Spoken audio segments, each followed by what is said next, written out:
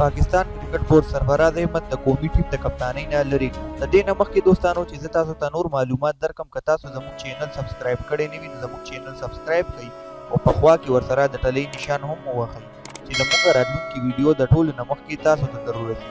پاکستان کرکټ بورډ سرفراز احمد د قومي ټیم د کپتانۍ نه لرې کړ. سرفراز احمد د دې د وجې لرې کړ چې هغه د سریلانکا سره په دوره کې ډیره زیاته خرابه کارکردګي وکړه. پاکستان کرکټ بورډ د هغه په ځای د ټیسټ ټیم کپتان ارزي توګه باندې اظهر علي کو او د T20 بابر اعظم. د PCB لخوا جاری شوی بیان کې ویلی شو چې د ون ډے کپتان فیصله به وروسته کیږي.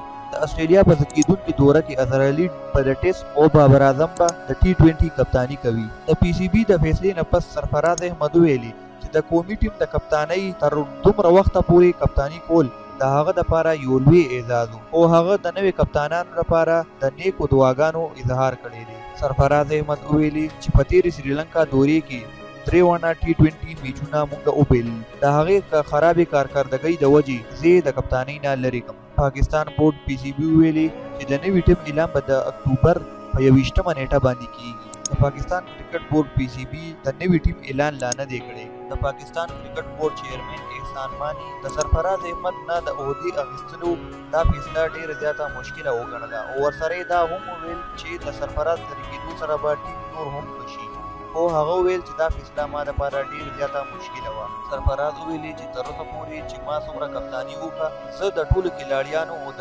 سلیکټرانو شکریا ادا کوم.